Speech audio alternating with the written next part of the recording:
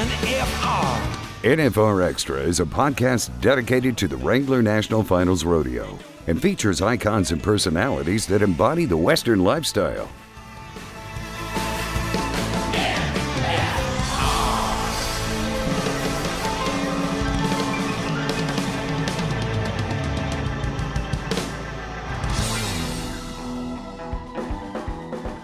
No matter if you're a timed eventer or a rough stock guy, when you show up, I want you to have a chance to win. I don't want it to be a drawing contest. You know, anybody that comes has a chance to win. And the second one is if you're a spectator and you come to the first performance, you're wanting to go back and buy a ticket and come back the next night. You know, anytime that you're raising a horse at first, you're throwing darts. It can be the best mare in the world, but she might not be a producer. He'd probably kill me if I told this story, but I'm going to tell it anyway. I love it. This is pro rodeo announcer Andy Seiler, and you are listening to NFR Extra.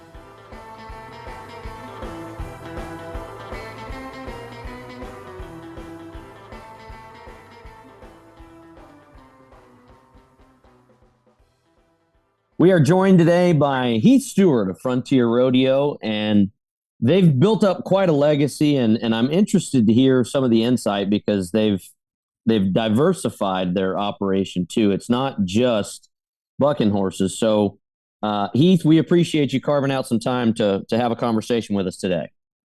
Thank you guys for having me on. So take us back to how you and Jerry got together, because I know we've worked together over the years, but I don't know that I've ever heard that story as to how you guys came together.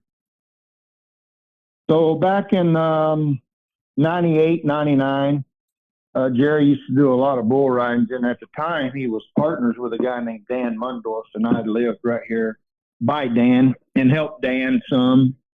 And Jerry was shorthanded, and I used to go to the rodeos with Dan, and he asked me, he said, would you be interested in going to a few bull rides for me? And I said, sure. And so when I did that, I've been with him ever since. Did he have some horses? Because I know he's been deep in the bull business for a long time, but did he have some horses around? Yes, sir. He had some horses. Him and Dan had some horses together. And at the time, it was called Salt River Rodeo Company. It was Jerry, Dan Mundorf, and a guy from Arizona named Skip Beeler. And they owned it. And everybody kind of had some stock in it, you know, and everything. And it just seemed like there was a lot of people involved. And so Dan went out, and so Jerry says, I think it's time for us to go on our own too. And so he calls up to the office and buys a card, and that was the Frontier Rodeo card. Skip Beeler bought the Salt River and then eventually sold it to Jerry Dornkamp. So the Frontier Rodeo card, I mean, we started with pretty much zero. It was just a card bought out of the office, and we had one rodeo in Arcadia, Florida. And then we had to put on some rodeos to make it eligible. And then we just started, you know, buying horses, and we had the mares already, and just kept breeding the mares, you know, raising horses and breeding them and buying horses along the way. You know, Jerry always had the bulls, but we had one truck and a pickup and gooseneck, and we just started, and, you know, eventually we got another rodeo and another rodeo and another rodeo, and it's come along pretty good, I guess. Knock on wood. I guess so. That's kind of the background of it. Going into that deal and having the mares, what did the foundation of the bucking horse program look like, or what were you looking for as far as prospects in developing your bucking horse program? Well, you know, back in the day, Jerry went to Harry Vold's sale, and we got 10 mares out of there. And that's what it was based on, was those 10 mares. There was one mare in particular, Dusty Gal. He was the mom to Bobby Joe Skoll, Dusty Dan, Joe Finn, a bunch of horses like that. And and we got one stud colt out of her. And then, I think when she folded, she lived for about 3 more weeks, and then she passed on. And we raised that horse up, and his number was 59 or 03, Big Medicine. And that become our foundation stud there. And that's majority of what our horses go back to and what he is.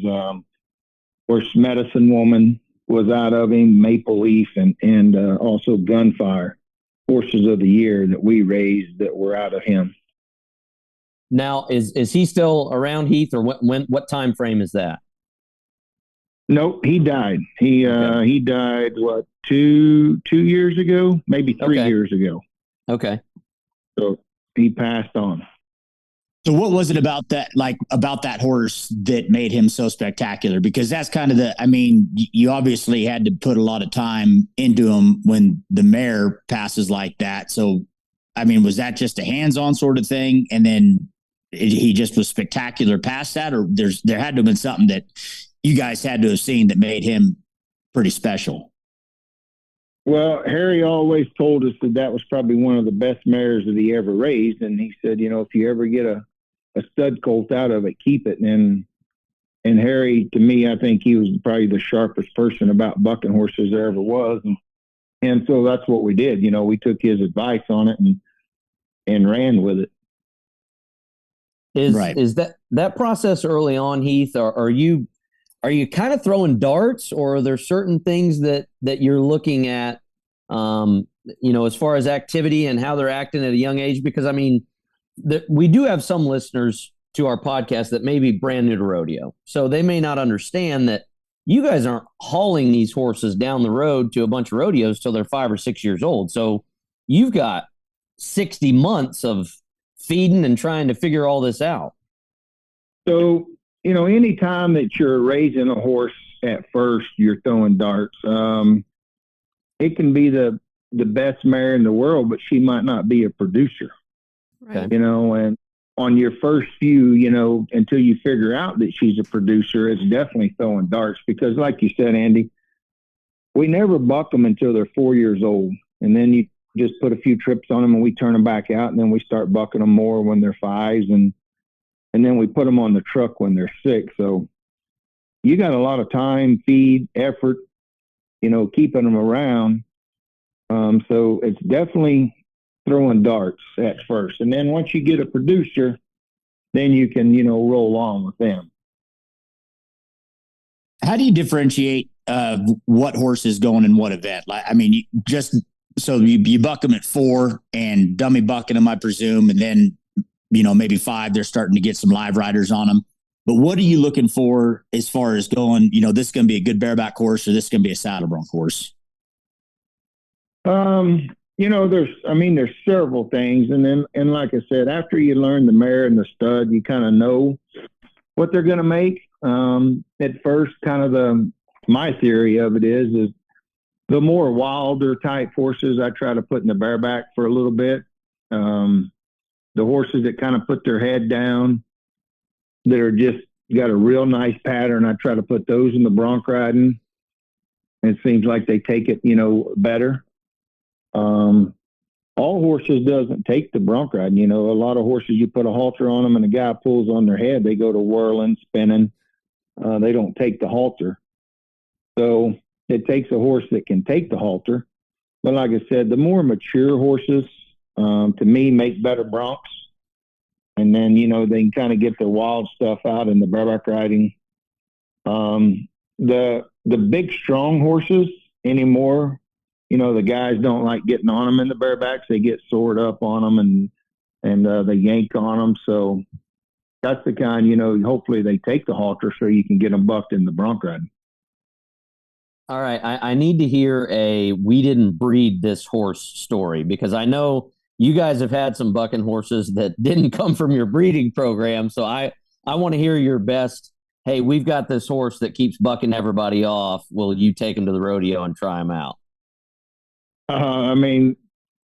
We've been in that boat several times, and there's been some guys that's really gotten along really good with some saddle horses before, but we've never really have gotten one to perform.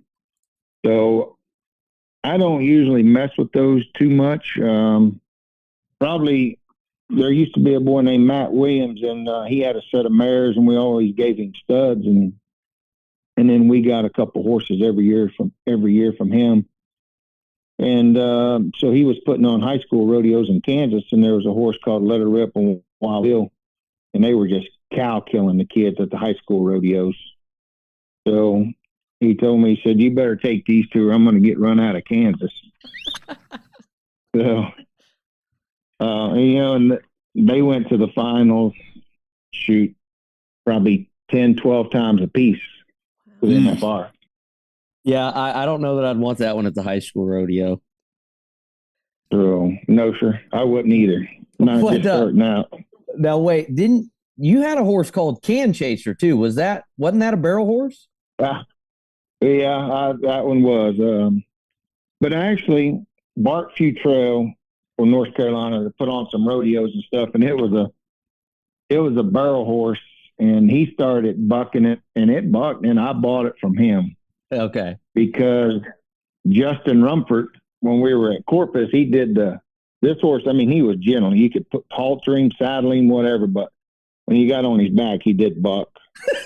And so Justin had to take the tacos out in the arena on a horse. So we went and got him out of the pen and saddled him because he would just run back there and jump on a horse and go. And we had him saddled and ready, and Justin was getting ready to get on him and seen the brand, said, "Nope, not today, boys." Big tree fall hard. Yeah. Couldn't happen to a better guy. Are there instances where you have some that are born to buck that you do end up saddling and using as a pickup horse or any of those ride out horses there on the ranch? Well, I mean, we have one or two, and anybody that tells you that every horse that they raise is a bucking horse, they're lying, because it's not. But there is some that, don't make it, of course. But we have broke a few. But there's too many great saddle horses around, good saddle horses, to mess with one of them in my eyes. Right. Some people, I mean, they love it, And we have had 2 or 3 of them, and they've been really good horses, don't get me wrong. But the time and effort that you put into them and everything, it's just better to raise one that that's made to make a riding horse. Right. That'd be like that. I'm probably shooting over the bow on this one, but like the movie Me, Myself, and Irene, to where like all of a sudden, got this nice little saddle horse and its genetics kick in, and then it just snaps, and here comes Hank, and it's like, oh, never mind. Like, I'm on board with you too. Like, they make too many damn good saddle horses to freaking try this Powerball reject and see what happens there. Yes, sir. I agree with you 100%. Let's take a quick pause, and we'll be right back. The journey is long and difficult. The goal is a PRCA gold buckle. The stage is the Thomas and Mack Center. The backdrop is Las Vegas. The NFR experience is 10 days of the best cowboys and barrel racers combined with a 24/7 party. The biggest stage, the brightest lights, and all are invited. The December tradition, the Wrangler National Finals Rodeo.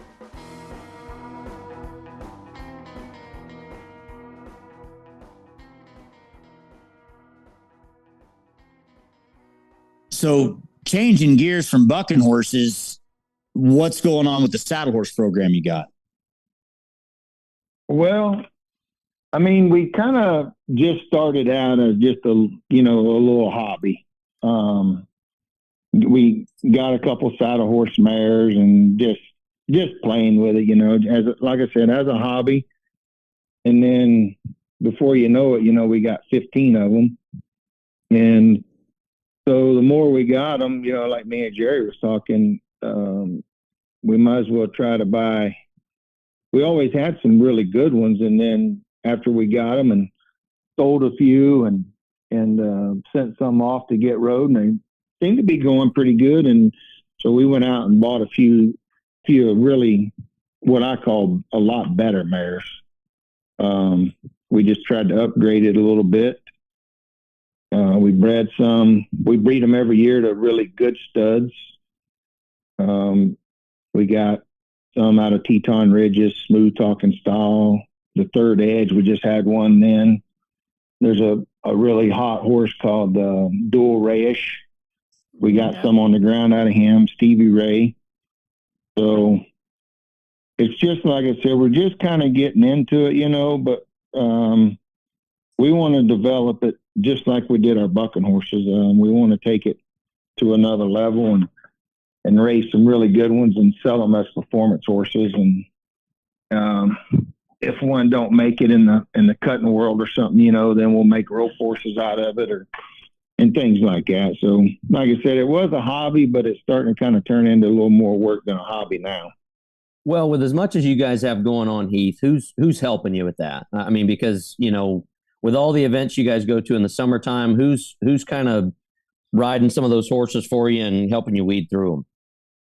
So we send a lot of horses to Cody Oil. He rides some.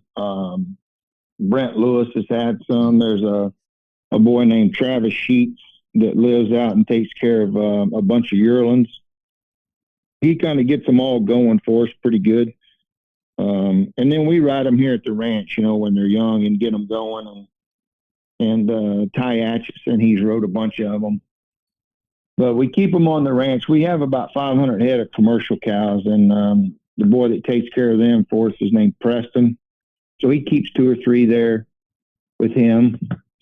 We take them on the road, use them in the slacks and everything.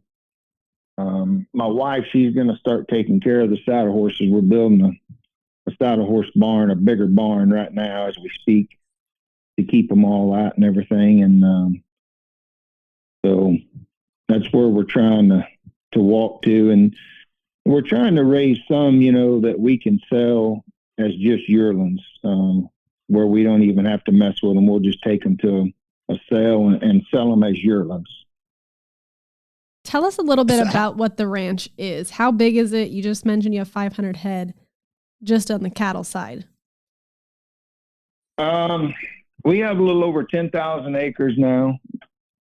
And we have some rent ground also. We put in about 1,000 acres of wheat. And the wheat that we put in, we put it in for grazing. We graze all of our animals on it. We don't cut any of it for grain. We have about 100 acres of alfalfa, and we're getting ready to plant about another 100 acres of that. We put up hay. We put up grass hay also. So that's the ranch. And then what we do is we wean. We have a bunch of Hereford cows, and we put Brimmer bulls on them and raise what they call a F1 Tiger Stripe. And then we put Angus bulls on those F1 Tiger Stripe heifers, and then we sell the heifers. So that's nice. Our main cow herd is selling the F1 Tiger Stripe heifers. Dude, yeah, the half. Come on, that's your wheelhouse there, buddy. No, I know. I was just thinking. So you got a half quarter on that deal for your heifers going on that side. So you got the loose hide, you got the maternal, and you got the carcass. So you got literally on your heifer side, you've got pretty much every aspect of bovine that you would want for running in that country. I was processing the whole thing. I could see the wheels turning, but I'm like, all right, this is I was trying to figure. Yeah, I was trying to figure it out. So that'd be correct, right, Heath? So you got to. Yes. Yeah. And then we take them to a guy named Tom Johnson Cattle Company. Okay. He has 2 or 3 sales every year down around Corsicana, Texas, and that's where we take all of our heifers to and put them in his sale. He has those special cow sales every year. Like I think he has 3 or 4 of them a year, and we go to about 2 of them a year. Yeah. That's so them cattle, like in that country where you're at too, they got to be able to travel quite a bit, right? They got to be pretty rugged, or is it? I mean, I've never been down in that neck of the woods as far as the producing side of it. So, I mean, they got to be out. Yes, sir. Pretty rugged cattle. Yes, sir, they have to be, but I mean, it's still nothing like, Arizona or New Mexico, anything like that. But Right. the F1s, I mean, they sell really good in Texas. A lot of people have them down there. They last forever. They raise great calves. So that's how we got into it. Some guys that we knew had them, and we had bought a little load of tiger stripe cows, and they did so well. Then that's why we started raising them. Right. And then, so you got most of your cow herd. Then they got tiger stripe in them, or they gonna be on the Hereford breed? Most of the ones that we keep are Herefords. Now we do have a few Bramers too. And then what we do is we run the Hereford cows, put the Bramer bulls on them. Right. To get that's our your F1 out of that deal. Yes, so we do have a few Bramers and then put the Hereford bulls on them also.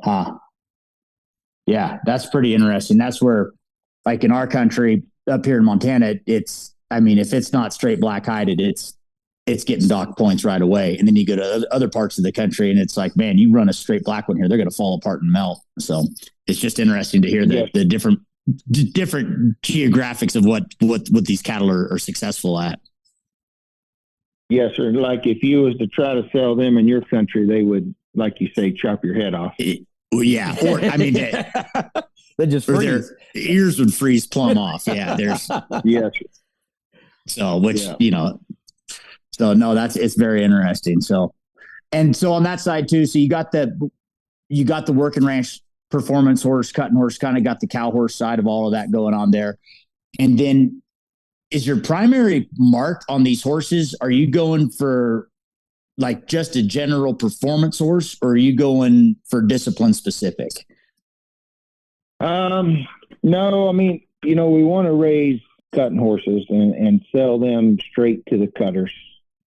Right. And then we also just have a few mares that we raise specifically just for rope horses or rodeo horses. When you go to some of your rodeos, you got to take, you might have 12, 15 head of horses there, saddle horses, for the committees to ride in the parades, for the queens to ride, for the openings and things like that. And,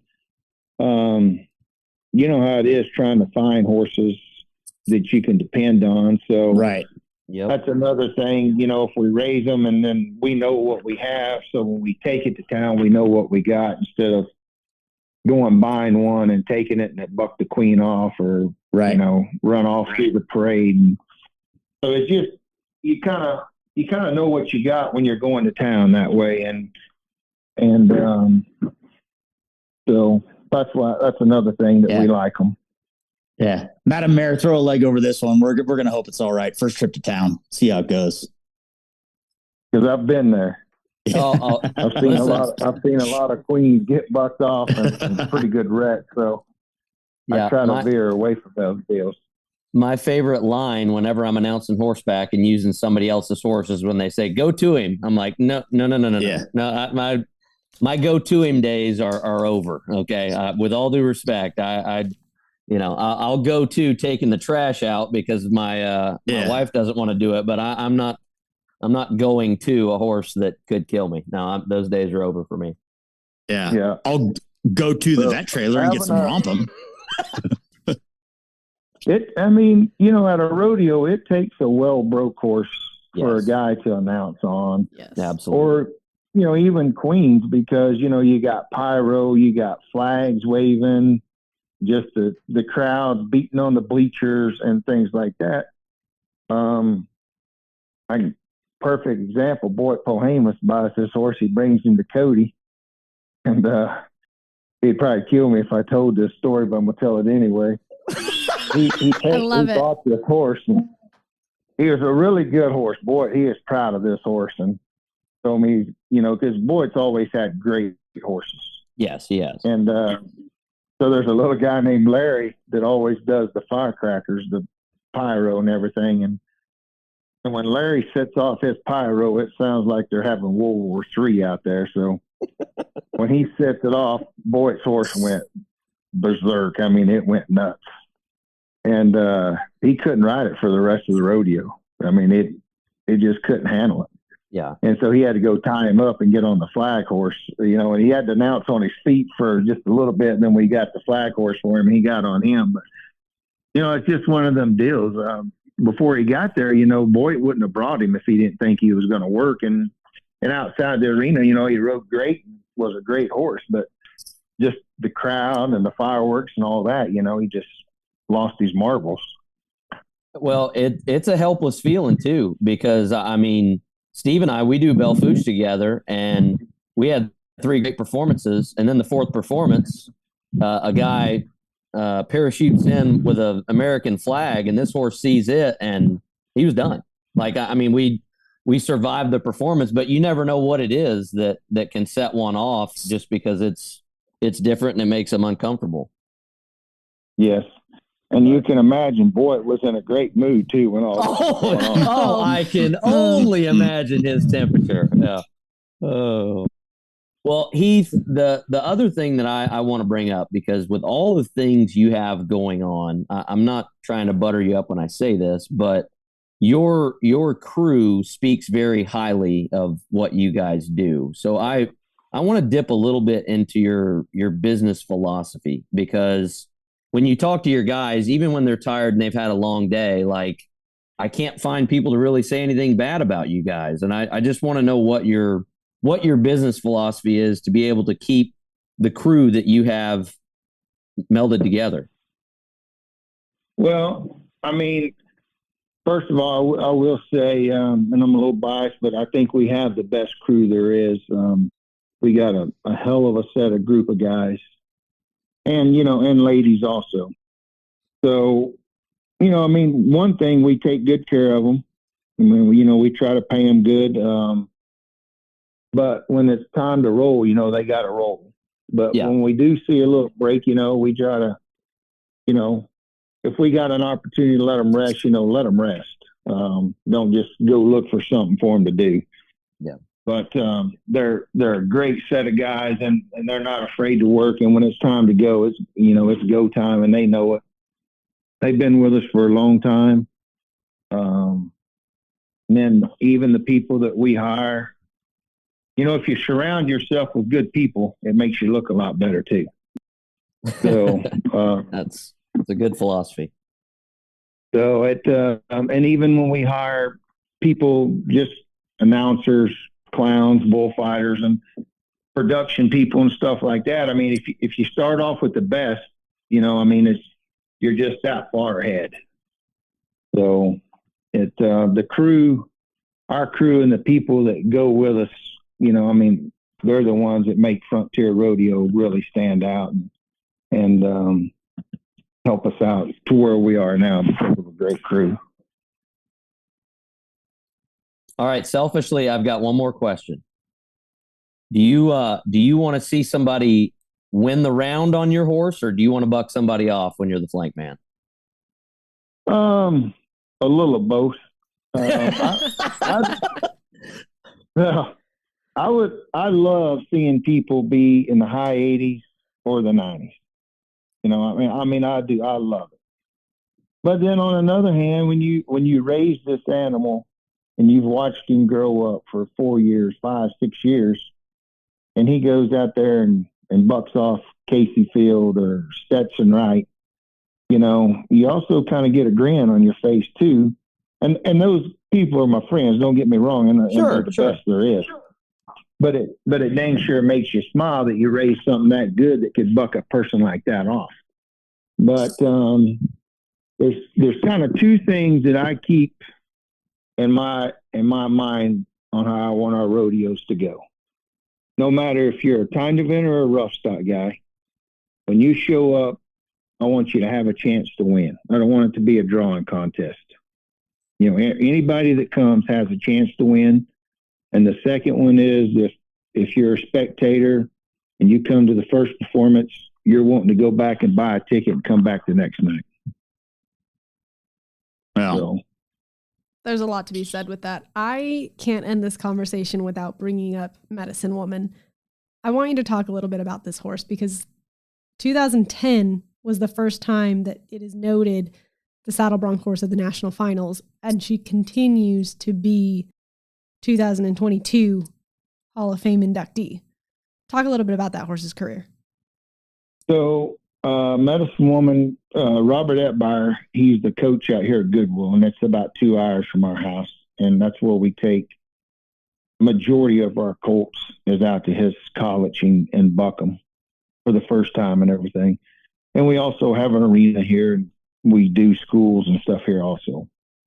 But the first time that we bucked her, the first time or two when you buck some horses, you say, well, maybe, yeah, maybe. But the first time that we bucked her, she looked special. And, by far, and nowhere's even close. She's been the best thing that we've ever raised. But the first time that she went to the finals was actually in the bareback riding. But, from the first day that we bucked her, from there on, she was outstanding every single time that we bucked her.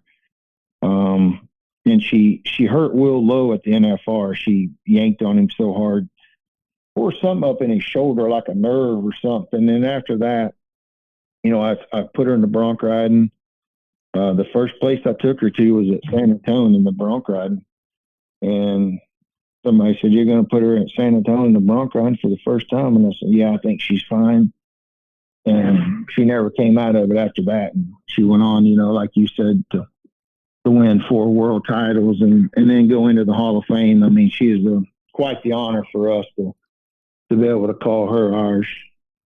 What was her temperament like in the back pins? Oh, she was easy going. Just you could walk up to her, pet her. She was easy minded, smart, never got in a hurry, never, ran around to cripple herself or anything like that. She was very smart, like I say, very gentle. So she took really good care of herself. Has she given you any colts or fillies? We got 2 stud colts out of her that we kept studs, and I haven't even bucked one of them yet, but I have bred both of them, 2 mares and everything. So she kind of reminds you of old Hambone, easy keeper and just kind of eases around. Complains quite a bit, she does, huh? But no, she didn't complain, and she just, like I said, she was an easy keeper, easy to be around, and like I said, if you draw her, you really good chance you could win first on her. Well, Heath, this has been a blast hanging out with you, and we really appreciate you carving out the time, because we know going into spring and once May hits, you'll be wide open. But we thank you for stopping by and hanging out with us here on the NFR Extra.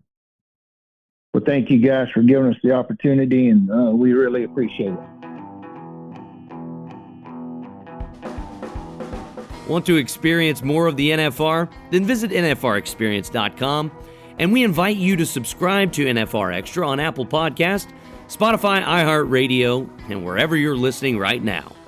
If you like what you've heard on NFR Extra, we would love it if you gave us a 5-star rating and tell your friends how to subscribe.